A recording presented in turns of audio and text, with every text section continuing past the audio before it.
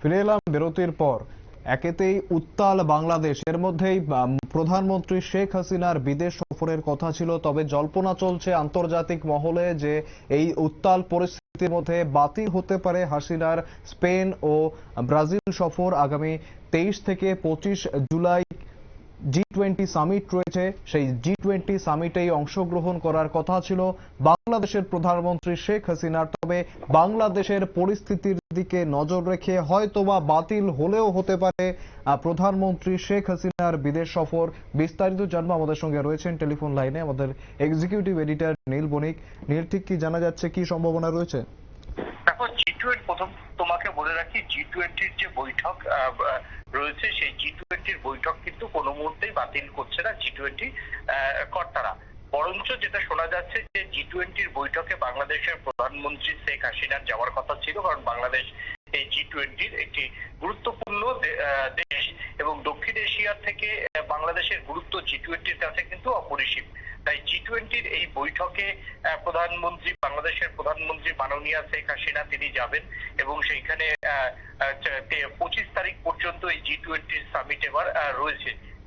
G20 সামিটে এবার হচ্ছে দক্ষিণ এশিয়ার বাণিজ্য এবং দক্ষিণ এশিয়ার ভৌগোলিক গুরুত্ব এবং দক্ষিণ এশিয়ার জলবায়ু, এই তিনটি মূলত বিষয়কে সামনে রেখে G20 আলোচনা হতো। তারপর প্রত্যেকটা দেশ তাদের বিভিন্ন নীতি পলিসি নির্ধারণ করতে আলাদা আলাদা G20-র বৈঠকের মধ্যেই বৈঠক করে, এটা স্বাভাবিক ঘটনা।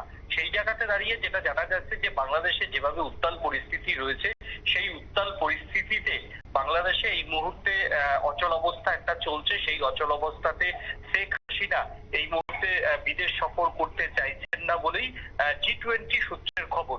তবে বাংলাদেশ সরকার এই বিষয়ে এখনো পর্যন্ত অফিসিয়াল কোনো মন্তব্য করেনি যে শেখ হাসিনা তিনি যাচ্ছেন না, বা বাংলাদেশ এই G20 সামিটে হয়তো অন্য কোনো প্রধানমন্ত্রী না গেলে অনেক সময় প্রধানমন্ত্রী তার একজন প্রতিনিধি পাঠায়, সেক্ষেত্রে বিদেশ মন্ত্রীকে পাঠাতে পারে বা তার গুরুত্বপূর্ণ মন্ত্রিসভার কোনো সদস্য বা সেই ক্ষেত্রে তাদের সচিব পর্যায়ের যারা আধিকারিক রয়েছেন তাদেরও পাঠাতে পারে। তবে এই বিষয়ে এখনো G20 কর্তৃপক্ষের কাছে সেরকম কোনো মেসেজ নেই যে বাংলাদেশ শেখ হাসিনা আসছে না। তবে যেটা শোনা যাচ্ছে যে যদি এরকম উত্তাল পরিস্থিতি হয় এবং বাংলাদেশকে আজও থমথম পরিস্থিতি, সেনা টহলদারি চলছে, সেনার সমস্ত সেনা মোতায়েন রয়েছে এবং সেনা আধিকারিকরাও ইতিমধ্যেই রাস্তায়, সেই জায়গাতে দাঁড়িয়ে তিনি কতটা বিদেশ সফর করবেন তা নিয়ে একটা G20-র মধ্যে একটা সংশয় রয়েছে।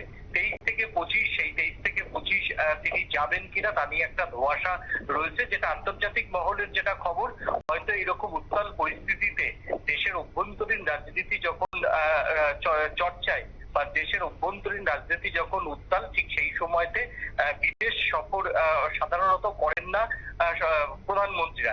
এই ক্ষেত্রে হয়তো এইবারের জন্য হয়তো G20 সামিটের যে বৈঠক, সেই বৈঠকে নাও যেতে পারেন এবং এমনটাই খবর। তবে এখনো পর্যন্ত বাংলাদেশ বিদেশ মন্ত্রক সূত্রে হাসিনা যাচ্ছেন না বা হাসিনার পরিবর্তে অন্য কোনো কেউ যাচ্ছেন, সেই বিষয়ে সরকারিভাবে কোনো বিবৃতি এখনো পর্যন্ত দেওয়া হয়নি। একেবারে ধন্যবাদ নীল। আমাদের এক্সিকিউটিভ এডিটর নীল বণিক জানাচ্ছিলেন যে এখনো পর্যন্ত সেইভাবে কোনো স্পষ্ট অবস্থান নেয়নি, অবস্থান জানা যায়নি বাংলাদেশ সরকারের পক্ষ থেকে। তবে G20 সামিট কিন্তু কোনো মতেই ক্যান্সেল হবে না। 23 থেকে 25 জুলাই পর্যন্ত ব্রাজিলে চলবে এবারের G20 সামিট। তবে বাংলাদেশ থেকে আদৌ প্রধানমন্ত্রী যাচ্ছেন নাকি প্রধানমন্ত্রীর প্রতিনিধি দল যাবে, সেই বিষয়ে কিন্তু এখনো কোনো নির্দিষ্ট ব্যাখ্যা দেওয়া হয়নি বাংলাদেশের তরফ থেকে। ফিরে আসছে একটা বিরতির পর, সঙ্গে থাকুন।